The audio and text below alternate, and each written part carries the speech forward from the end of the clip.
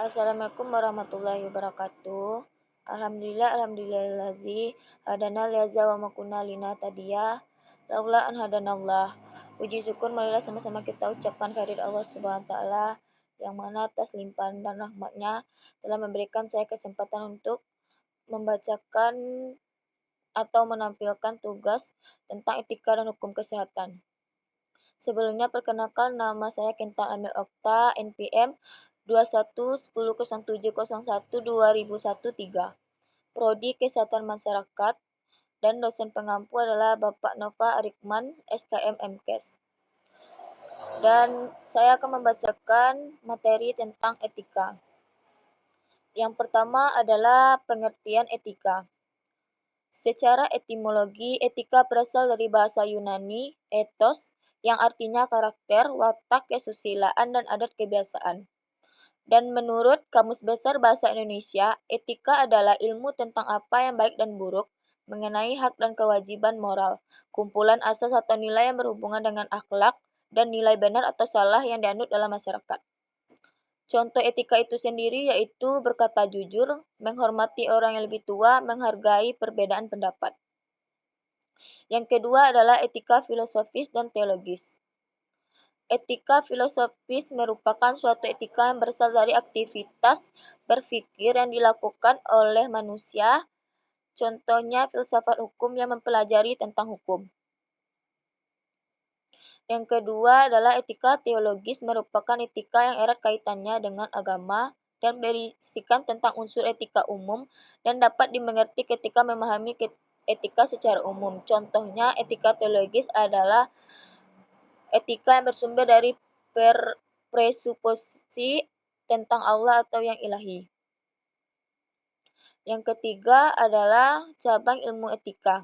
Yang pertama adalah metaetika. Berhubungan dengan sifat penilaian moral. Ini melihat asal dan makna prinsip-prinsip etika. Contoh, seorang anak menendang bola hingga kaca jendela pecah. Secara metaetis, baik buruknya tindakan tersebut harus dilihat menurut sudut pandang yang netral. Yang kedua, normatif. Etika normatif berkaitan dengan isi penilaian moral dan kriteria apa yang benar atau yang salah. Contoh dari etika normatif adalah etika yang bersifat individual seperti kejujuran, disiplin, dan tanggung jawab. Yang ketiga, etika terapan. Etika terapan melihat topik kontroversial seperti perang, hak-hak hewan, dan hukuman mati. Etika terapan merupakan cabang etika yang terdiri dari analisis masalah moral yang spesifik dan konvensional.